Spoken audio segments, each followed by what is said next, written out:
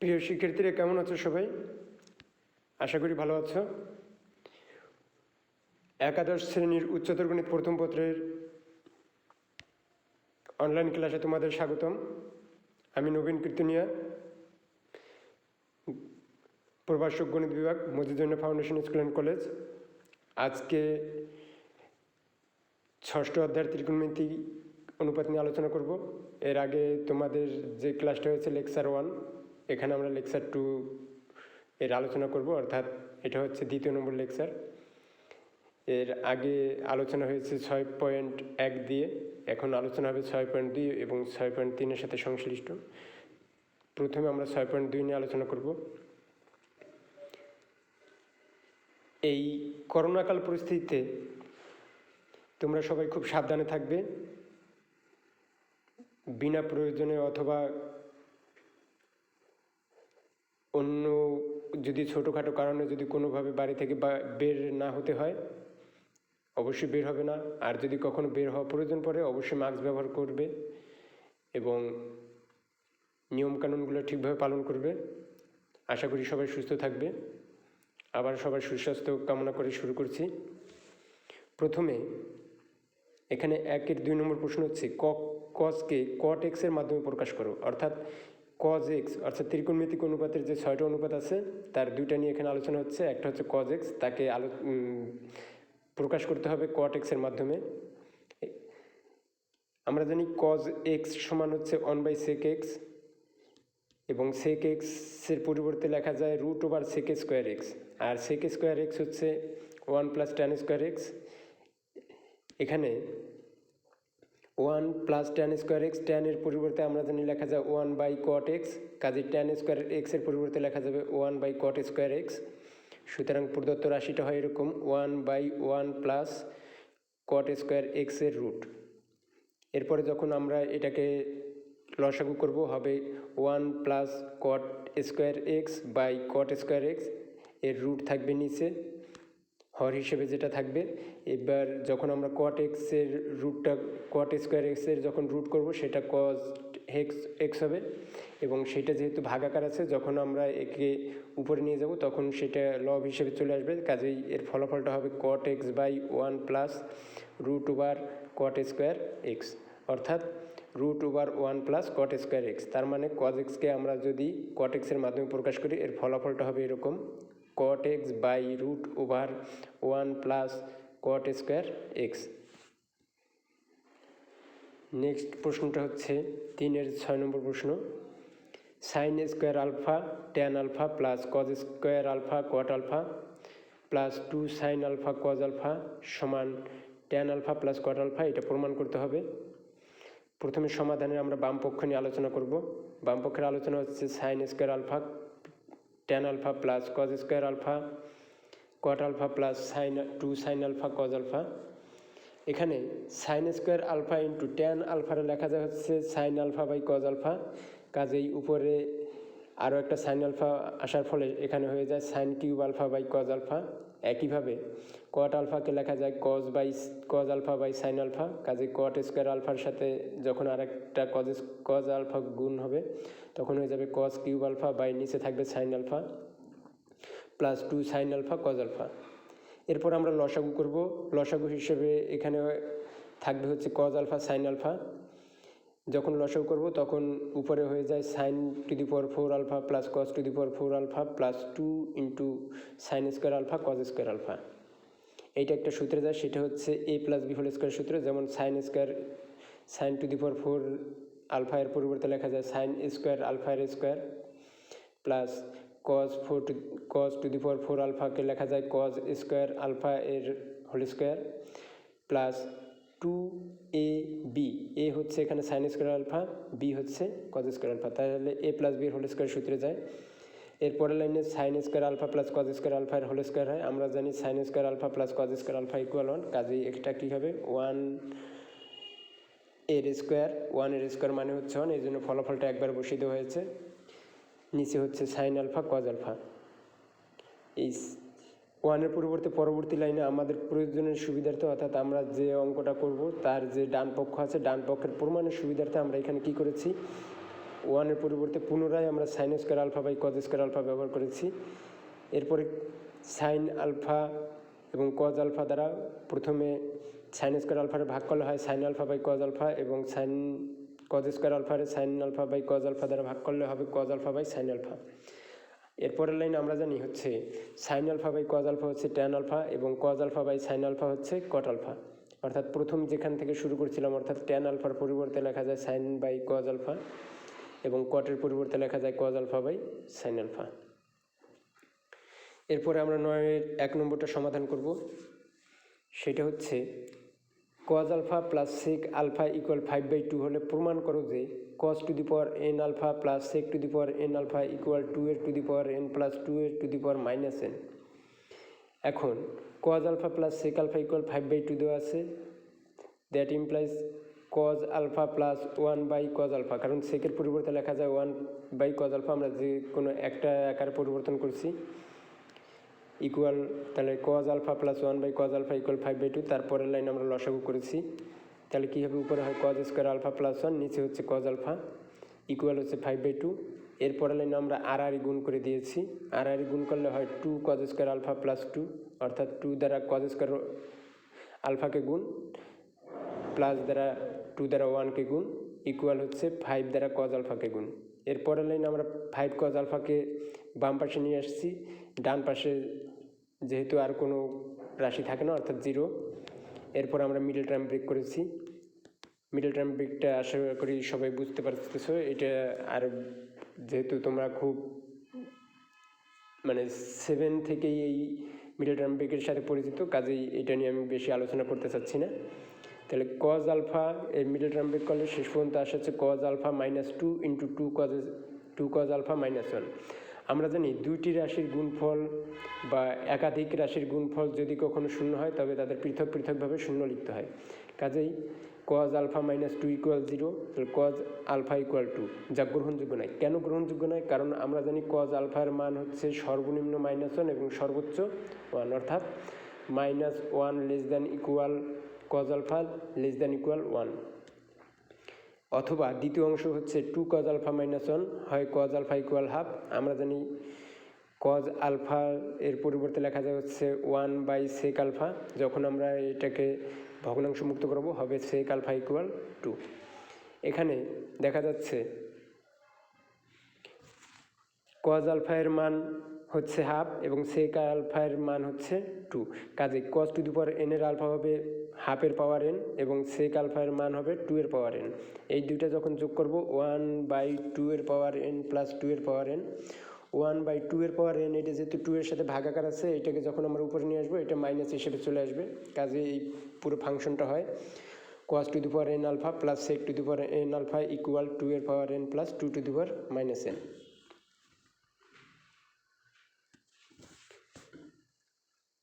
এরপরে 10-এর 2 নম্বর অঙ্কটা আমরা সমাধান করব। শর্ত দেওয়া আছে হচ্ছে কোসেক আলফা কোসেক এ plus cosec B plus cosec C equal 0 হলে দেখাও যে সামেশন অফ সাইন এ এর whole square equal summation of sine square alpha. এখানে সামেশন অফ এ এর হোল স্কোয়ার এটার সাথে একটু পরিচিত হওয়া দরকার। এর মানে হচ্ছে summation of a summation of sine এ এর হোল স্কোয়ার মানে হচ্ছে সাইন এ, অর্থাৎ এখানে এ বি সি প্রত্যেকটার সাথে সাইনটাকে যুক্ত করতে হবে, সেটা হচ্ছে এরকম সামেশন অফ সাইন এ এর হোল স্কোয়ার ইকুয়াল হচ্ছে sine a plus sine b plus sine c এর হোল স্কোয়ার। আমরা জানি 3টা পদের হোল স্কোয়ারের সূত্র হচ্ছে a plus b plus c এর হোল স্কোয়ারের সূত্র, অর্থাৎ a square plus b square plus c square plus 2ab plus 2bc plus 2c, এই আকারে এই সূত্রটা বসানো হয়েছে। এর পরের লাইনে গিয়ে যে কাজটা করা হয়েছে সেটা হচ্ছে sine square alpha sine square a plus sine square b plus sine square c বসানো হয়েছে, এবং পরবর্তীতে প্রত্যেকটা থেকে 2 sine a sine b sine c common নেওয়া হয়েছে। এর ফলে যেহেতু প্রথম রাশিটায় তোমার সাইন সি অনুপস্থিত আছে, কাজে আমরা যখন পুরো রাশিটা কমন নেব তখন ওখানে থেকে যায় হচ্ছে 1/sin আলফা। এক কথায় হচ্ছে কমন নেওয়া মানে হচ্ছে ভাগ করা, অর্থাৎ আমি যখন 2 sine a sine b sine C দ্বারা ভাগ করব, প্রথম পদটার পরিবর্তে থেকে যায় 1/sin সি, দ্বিতীয় পদে থাকে 1/sin a এবং তৃতীয় পদে থাকে 1/sin b। এখানে একটু সাজানো আছে, সেটা হচ্ছে কি প্রথমে 1/sin a লেখা প্লাস দিয়ে 1/sin b plus 1/sin c। এরপরে আবার সেই শুরু থেকে sin square a plus sin square b plus sin square c, একে একসাথে লেখা যায় হচ্ছে summation of sin square a, অর্থাৎ sin square a sin square b sin square c তিনটা পদ আছে, এই তিনটাকে যখন আমরা একসাথে সামেশন আকারে লিখবো এভাবে লেখা যায় ওই হোল স্কোয়ারের মতো অনেকটা। এবং পরবর্তীতে 2sin a sin b sin c, এর পরিবর্তে 1/sin a সমান লেখা যায় কোসেক এ, 1/sin b সমান কোসেক বি, 1/sin c সমান কোসেক সি। এর পরের লাইনে যে কাজটা করা হয়েছে ও summation of sin square a plus 2sin a sin b sin c into cosec A plus cosec B plus cosec c এর মান 0, কাজেই ওই মানটা পুরোটাই 0 হয়, ফলে থেকে যায় অবশিষ্ট অংশ অর্থাৎ summation of sin square a. সুতরাং আমরা বলতে পারি সামেশন অফ sin a এর whole square equal summation of sin square a. আমরা নেক্সট প্রশ্নে চলে যাব। 11-এর 3 নম্বর প্রশ্ন। শর্ত হিসেবে দেওয়া আছে tan square theta equal 1 - e square হলে দেখাও যে sec theta plus tan cube theta cosec theta equal 2 - e square এর হোল পাওয়ার অর্থাৎ পুরোটুকের উপর কি থাকবে, পাওয়ার হচ্ছে 3/2। এটা সিলেট বোর্ডে 16 সালে এসছে। এখানে আমরা প্রদত্ত রাশি অর্থাৎ বাম পক্ষ নিয়ে আলোচনা করব। বাম পক্ষে আছে sec theta plus tan cube theta into cosec theta. Sec থিটার পরিবর্তে লেখা যায় 1/cos থিটা, tan কিউব থিটার পরিবর্তে লেখা যায় sin cube theta by cos cube theta এবং কোসেক থিটার পরিবর্তে লেখা যায় 1/sin থিটা। ওখানে sin কিউব থিটা থেকে আর sin থিটা যেহেতু ভগ্নাংশ আকারে আছে, হর আকারে আছে sin থিটা, কাজে এখানে যদি আমরা ক্যালকুলেশন করি উপরে থাকবে শুধুমাত্র sin স্কোয়ার থিটা আর নিচে থাকবে cos কিউব থিটা। তার মানে নিচের লাইনের ফলাফল হচ্ছে 1/cos theta plus sin square theta by cos cube theta. এর পরের লাইনে আমরা cos 1/cos থিটা কমন নিচ্ছি, তাহলে এখানে থেকে যায় হচ্ছে 1 plus sin square theta by cos square theta. সেটাকে একবারে ক্যালকুলেশন করা হয়েছে অর্থাৎ লসাগু করা হয়েছে। লসাগু করার ফলে ফলাফলটা আসছে 1/cos থিটা ব্র্যাকেট দিয়ে cos square theta plus sin square theta by cos square theta. এরপরে হচ্ছে cos square theta plus sin square theta আমরা 1 জানি, কাজে উপরে 1, তাহলে 1/cos থিটার পরিবর্তে লেখা হয়েছে sec থিটা এবং 1/cos স্কোয়ার থিটার পরিবর্তে লেখা হয়েছে sec স্কোয়ার থিটা। এরপরে sec স্কোয়ার থিটার পরিবর্তে আমরা আবার লিখতে পারি 1 প্লাস tan স্কোয়ার থিটা, কাজেই এখানে লেখা হয়েছে sec theta into 1 plus tan square theta. আর এখানে তোমার যেভাবে সমাধানটা হয়েছে সেটা হচ্ছে অনেকটা এরকম, 1/cos থিটার পরিবর্তে sec থিটা, cos স্কোয়ার থিটাকে cos স্কোয়ার থিটা দ্বারা ভাগ করলে 1 প্লাস sin স্কোয়ার থিটাকে cos স্কোয়ার থিটা দ্বারা ভাগ করলে tan স্কোয়ার থিটা। এরপর sec theta into 1 plus tan square theta, আমরা জানি 1 plus tan square theta equal sec square theta, তাহলে sec theta into sec square theta অর্থাৎ হচ্ছে sec কিউব থিটা। শুরুতেই আমরা যে কাজটা করছি sec থিটা সমান ওই প্রথমে একটা মান বের করে নিচ্ছি, সেটা হচ্ছে sec theta equal root over, আমরা জানি sec square theta equal 1 plus tan square theta, কাজেই sec theta equal root over 1 plus tan square theta. এখানে মানটা বসিয়ে দেওয়া হয়েছে 1 প্লাস 1 মাইনাস ই স্কোয়ার এর পুরোটুকুর উপর রুট, কাজেই এটা হয় কত 2 মাইনাস ই স্কোয়ারের পাওয়ার হাফ। আমরা জানি কোনো কিছুর উপর রুট থাকা মানে বা বর্গমূল করা মানে এর পাওয়ার হচ্ছে হাফ। এখানে যেহেতু sec থিটার মান আসছে 2 মাইনাস ই স্কোয়ার এর পাওয়ার হাফ, যখন sec কিউব থিটা দিব কাজেই ওই হাফের সাথে 3 গুণ হয়ে যাবে, তখন ফলাফলটা আসবে এরকম 2 মাইনাস ই স্কোয়ার এর পাওয়ার 3/2। এরপর হচ্ছে উদাহরণ 1, y ইকুয়াল সাইন এক্স এর লেখচিত্র অঙ্কন করো যেখানে -360 degree less than equal x less than equal 360। আমরা জানি যে কোণের মান সর্বনিম্ন -360 ডিগ্রি এবং সর্বোচ্চ +360 ডিগ্রি এর মধ্যে সীমাবদ্ধ রাখা সম্ভব, অর্থাৎ যদি আমরা ঘড়ির কাঁটার বিপরীত দিকে ঘুরি তখন হচ্ছে প্লাসের বা ধনাত্মক মান পাওয়া যায়, এটা আমরা আগের লেকচারে বলে দিয়েছি। এবং যখন ঘড়ির কাঁটার দিকে ঘুরে তখন সেটা হচ্ছে কি ঋণাত্মক মান হয়, অর্থাৎ কি 0 ডিগ্রি থেকে এটা মাইনাসের দিকে বা ঋণাত্মক মানের দিকে ঘুরতে ঘুরতে -360 পর্যন্ত যেতে পারে, অর্থাৎ কি সর্বোচ্চ মান বা সর্বনিম্ন মান সবগুলো মানই এখানে গ্রহণযোগ্য হবে। এখানে ওয়াই ইকুয়াল সাইন এক্স, এক্সের কয়েকটি মানের জন্য ওয়াই ইকুয়াল সাইন এক্স হতে ওয়াই এর সংশ্লিষ্ট মান নির্ণয় করি। এগুলো আমরা বহুল পরিচিত, তারপরে বলছি যে এক্সের বিভিন্ন মান আমরা এখানে ধরে নিব এবং সেই মানের জন্য ওয়াই এর মান বের করব। যেহেতু এখানে ডিগ্রি হিসেবে আছে এবং -360 থেকে +360 ডিগ্রি, অর্থাৎ ব্যবধান হচ্ছে 720 ডিগ্রি। এখানে যদি প্রত্যেকটা ঘর নিয়ে আমরা আলোচনা করতে চাই প্রচুর বড় হয়, কাজেই আমরা এখানে ব্যবধানটা ধরে নেব 30 ডিগ্রি, অর্থাৎ হিসাব করব হচ্ছে 0 ডিগ্রি, 30 ডিগ্রি, 60 ডিগ্রি, 90 ডিগ্রি, অর্থাৎ 30 ডিগ্রি ব্যবধানে আমরা হিসাব করব। অর্থাৎ প্রথম মানটা যদি 0 ডিগ্রি হয়, পরের মানটা তার 30 ডিগ্রি ব্যবধান, অর্থাৎ +30 ডিগ্রি। এরপরে যদি আমি ঋণাত্মকের দিকে যাই, প্রথম মানটা যদি 0 হয়, পরের মানটা -30 ডিগ্রি, তারপরে মানটা -60 ডিগ্রি, এভাবে আসবে। এখানে সেই বিভিন্ন মানগুলো বসানো হচ্ছে, অর্থাৎ এক্স ইকুয়াল 0 ডিগ্রি বসালে ওয়াই ইকুয়াল আসে 0, কারণ ওয়াই ইকুয়াল সাইন এক্স, এক্সের মান 0 বসালে ওয়াই এর মান 0 হয়। এক্সের মান 30 ডিগ্রি বসালে ওয়াই এর মান হয় হাফ, অর্থাৎ 0.5। একইভাবে এই মানগুলো বসানো হয়েছে। প্রত্যেকটা মান বসানোর পর এই সাথে সংশ্লিষ্ট করে আমার চিত্রটা আঁকতে হবে। এখানে আমরা যা যা শিখতে পারবো বা যেভাবে এখানে আমরা গ্রাফ পেপারে এদেরকে অঙ্কন করব, অর্থাৎ এই মানগুলো আমরা গ্রাফ পেপারে বসাবো। এখানে আমাদের অঙ্কনের সুবিধার্থে, কারণ এতগুলো মান যদি একটা গ্রাফ পেপারে বসাতে যায় তাতে অনেক ঝামেলা হতে পারে, তাই এখানে একটু ছোট করে বসানো হয়েছে। এক্স অক্ষ বরাবর ছোট বর্গক্ষেত্রের বাহুর এক বাহু হচ্ছে 15 ডিগ্রি ধরা হয়েছে, অর্থাৎ আমরা যেহেতু 30 ডিগ্রি ব্যবধানে ধরেছি, কাজেই এখানে প্রত্যেক দুই বাহুকে 30 ডিগ্রি হিসেবে ধরা হয়েছে। এবং ওয়াই অক্ষ বরাবর ছোট বর্গক্ষেত্রের 10 বাহু সমান 1 একক বা 1 বাহু সমান 0.1 একক ধরা হয়েছে। এখন নির্ধারিত স্কেল অনুযায়ী তালিকাভুক্ত বিন্দুগুলো ছককাগজে স্থাপন করা হলো। বিন্দুগুলো যোগ করলে সাইন এক্সের লেখচিত্র পাওয়া যাবে। এবং এই লেখচিত্রগুলো তোমরা যখন আঁকবা, গ্রাফ পেপার আঁকবা, অবশ্যই পেন্সিল দিয়ে আঁকবা। এবং সবচেয়ে ভালো হবে যদি তুমি বিন্দুগুলো চিহ্নিত করে দাও, অর্থাৎ 90 ডিগ্রির জন্য কত পেয়েছো, 0 ডিগ্রির জন্য কত পেয়েছো, 30 ডিগ্রির জন্য কত পেয়েছো, কোথায় বিন্দুগুলো স্থাপন করেছো, সেইগুলো বিশেষ করে সর্বোচ্চ মান এবং সর্বনিম্ন মানের ওইখানে আমার এখানে নির্দেশ করে দেওয়াটা অবশ্যই দিতে হবে। তাহলে এই মানগুলো বসানোর ফলে আমরা যে চিত্রটা পাবো, তাহলে এখানে সাইনের যে চিত্রটা পেলাম সেখান থেকে আমরা কিছু বৈশিষ্ট্য পাবো। বৈশিষ্ট্যটা হচ্ছে আমরা দেখতে পাচ্ছি যখন 90 ডিগ্রি ছিল তখন এর মান সর্বোচ্চ 1, এবং যখন -90 ডিগ্রি ছিল তখন এর মান হচ্ছে সর্বনিম্ন -1। একইভাবে যখন এর মান 270 ডিগ্রি তখন এর মান হচ্ছে সর্বনিম্ন -1, এবং এর মান যখন -270 ডিগ্রি তখন এর মান হচ্ছে +1। কাজেই আমরা এখান থেকে সহজেই বলতে পারি যে সাইন এক্সের মান বা সাইন থিটার মান, অর্থাৎ সাইনের ত্রিকোণমিতিক মান হবে সর্বনিম্ন -1 এবং সর্বোচ্চ 1। এবং এখানে দেখা যাচ্ছে যে এর কেন্দ্রটা হচ্ছে মূলবিন্দুগামী, অর্থাৎ এই যে আমি লেখচিত্রটা আঁকলাম সেইটা অবশ্যই মূলবিন্দুগামী হয়েছে। দেখো 0 0 বিন্দু ওখান দিয়ে গমন করেছে, এই জন্য এখানে সাইনের লেখচিত্রের বৈশিষ্ট্যের শুরুতেই বলা আছে লেখচিত্রটি মূলবিন্দুগামী।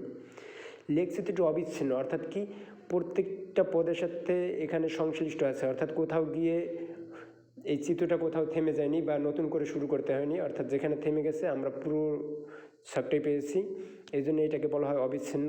এবং আকৃতি হচ্ছে ঢেউয়ের মতো। ঢেউ হচ্ছে কি, আমরা যে নদীতে বা কোনো পুকুরে যদি ঢিল ছুঁড়ি যখন যে ঢেউটা দেখতে পাই সেটা হচ্ছে উপর থেকে নিচের দিকে, নিচ থেকে উপর দিকে যায়, ঠিক আছে? এইটাই হচ্ছে সাইনের আকার। তাই এখানে বলা হয়েছে লেখচিত্রটি অবিচ্ছিন্ন এবং আকৃতি ঢেউয়ের মতো। যে কথা বলছিলাম 3য় নম্বর হচ্ছে সেই কথাটাই, সাইন এক্সের সর্বোচ্চ মান 1 এবং সর্বনিম্ন মান -1। এবং এক্সের মান 90 ডিগ্রি বা π/2 এর বিজোড় গুণিতক হলে, 90 ডিগ্রি বা π/2 এর যদি বিজোড় গুণিতক হয় এর মান সর্বোচ্চ বা সর্বনিম্ন হয়।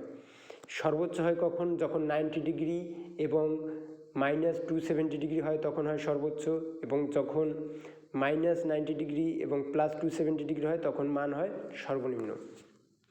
এবং যখন পাইয়ের গুণিতক হয়, আমরা জানি যে সাইন পাই ইকুয়াল মানে সাইন 180 ডিগ্রি, এর মান হচ্ছে 0। তার মানে আমরা দেখতে পাচ্ছি যখন পাইয়ের গুণিতক আসবে সাইনের ক্ষেত্রে তখন সেই মানটা অবশ্যই 0 হয়ে যাবে। মূলবিন্দু এবং যে সমস্ত বিন্দুতে এক্সের মান 180 ডিগ্রি বা পাইয়ের গুণিতক সেখানে সাইন এক্সের মান 0 হয়। যেহেতু sine 2n pi plus x equal sine x, কারণ এটা আমরা যে first quadrant, second quadrant, third quadrant, fourth quadrant ব্যবহার করি, সেখানে আমরা সহজে বলতে পারি। এনের পরিবর্তে তুমি 1, 2, 3, 4 ইত্যাদি বসে দেখতে পারবা যে এর অবস্থান হবে প্রথম চতুর্ভাগে। সুতরাং 0 ডিগ্রি থেকে 360 ডিগ্রি এর মধ্যে অঙ্কিত লেখচিত্র ডানে এবং বামে পর্যায়ক্রমে পাওয়া যাবে। অর্থাৎ এইখানের সুবিধাটা হচ্ছে তুমি যখন 0 ডিগ্রি থেকে পজিটিভের দিকে যাবা, যেভাবে ও উপর দিকে যাবে, যদি তুমি নেগেটিভে দাও আবার সেই একইভাবে নিচের দিকে যাবে। আবার যখন ওটা বাড়তে বাড়তে 180 ডিগ্রি হবে, প্লাস 180 ডিগ্রি, তখন সেটা 0 মান হবে 0, মাইনাস 180 ডিগ্রিতে গিয়েও 0। এরপরে 180 ডিগ্রি থেকে যখন তুমি পজিটিভের দিকে যাবে, তখন মানটা আবার নিচের দিকে নামতে থাকবে। সেমভাবে বিপরীতভাবে মাইনাস 180 ডিগ্রি থেকে যখন মানগুলো বেশি হবে, তখন সেই মানটা কি ঋণাত্মকের দিকে বেশি যাবে। আশা করি সবাই বুঝতে পারছো। তারপরে তোমাদের কিছু হোমওয়ার্ক দেওয়া ছিল, আশা করি সবাই হোমওয়ার্কগুলো কমপ্লিট করছো।